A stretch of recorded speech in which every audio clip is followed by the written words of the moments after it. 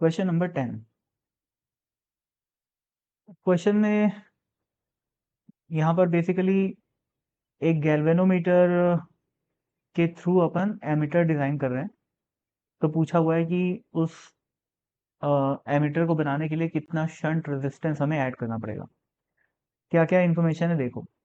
A moving coil galvanometer has 50 turns, यहाँ पर लिखा हुआ है 50 turns. Each turn has an area of इतना, तो ये यहाँ पर एरिया लिखा हुआ है।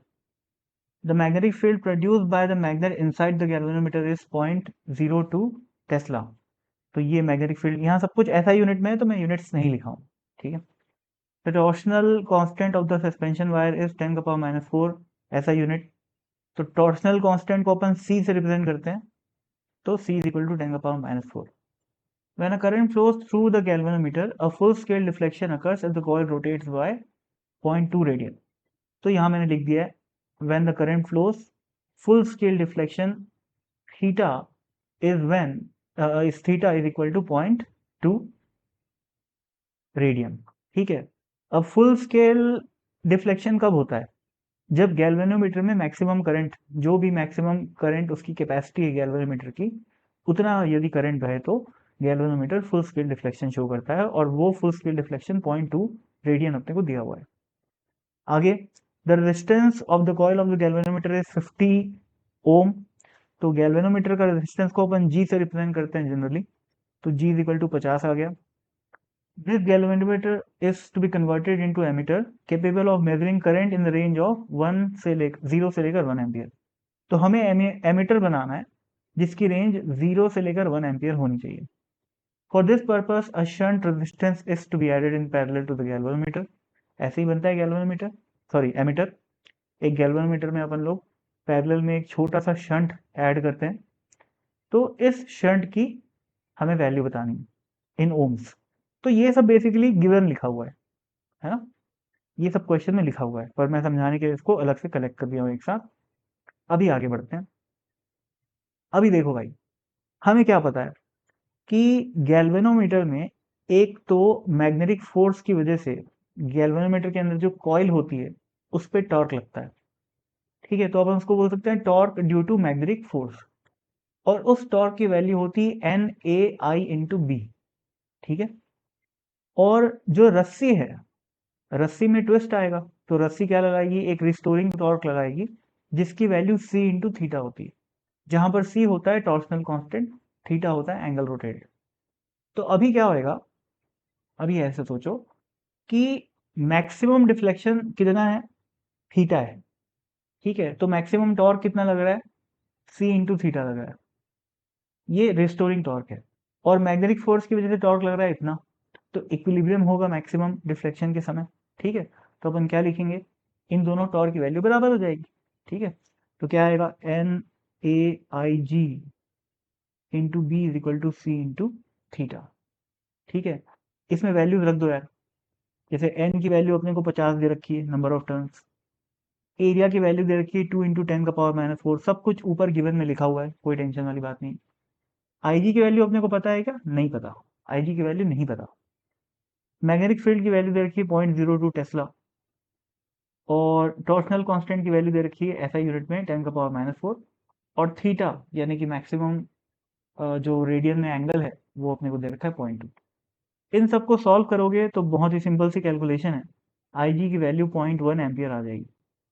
तो अभी तक अपने को सिर्फ ये पता चला है कि गैल्वेनोमीटर में इतना मैक्सिमम करंट फ्लो किया जा सकता है, मतलब इतने करंट के करस्पॉन्डिंग मैक्सिमम डिफ्लेक्शन आएगा।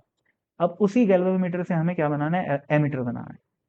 तो देखो कंस्ट्रक्शन कैसा होता है, यहाँ एक वायर, यहाँ पर एक गैल्वेनोमीटर, और इस गैल्वेनोमीटर से एक शंट पैरेलल में ऐसे जोड़ दिया जाता है, शंट की वैल्यू एस, गैल्वेनोमीटर का रेजिस्टेंस जी, और हमें कितना करंट मैक्सिमम फ्लो करवाना है उसमें से 1 एम्पियर लिखा हुआ है, जो लिमिट है एमीटर की वो कितनी, 1 एम्पियर।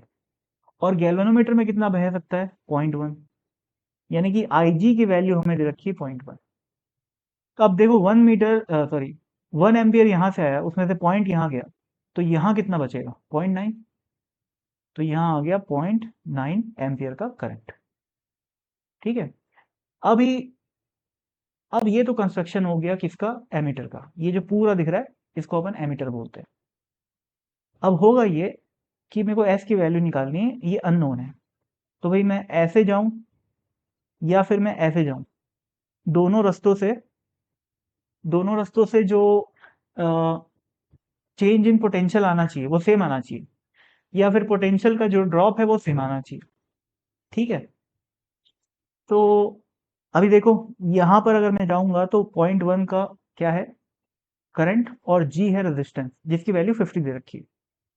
तो कितना ड्रॉप आएगा, आई जी इंटू जी यानी कि 50 इज इक्वल टू, अगर मैं इस रास्ते से जाऊंगा नीचे वाले रास्ते से, तो करंट कितना है 0.9, और शंट की वैल्यू क्या है एस। ठीक है, अच्छा इस आई जी को भी अपन सीधा 0.1 ले देते हैं, तो यहाँ पर आ जाएगा 0.1। तो 0.1 into G which is 50 is equal to 0.9 into S.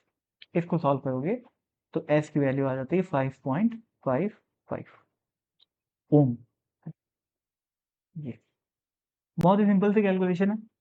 अभी देखो, अब वैसे तो अपने को काफी देर हो गया इसको एक्सप्लेन करते हुए, पर रियल एग्जाम में अपने को इतना नहीं करना है। रियल एग्जाम में क्या होता है, ये सब लिखोगे क्या, कुछ बच्चे लिखते हैं क्योंकि उससे एरर आने का चांस कम हो जाता है, तो मे भी लिखो आप लोग।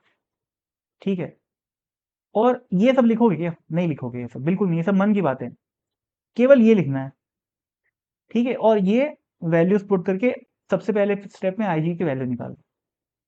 उसके बाद ये डायग्राम भी जरूरी नहीं बनाना क्योंकि ये बहुत ही सिंपल होता है, तो मन में ये डायग्राम बन जाता है। तो अगला स्टेप सीधा अपने को ये लिखना है। ठीक है, तो केवल अगर इसको नहीं लिख रहे हैं अपन लोग, तो केवल इतना पोर्शन लिखना है सॉल्यूशन में, तो रियल एग्जाम में बहुत कम समय में ये क्वेश्चन सॉल्व हो जाता है। ठीक है, तो दैट्स इट, थैंक यू।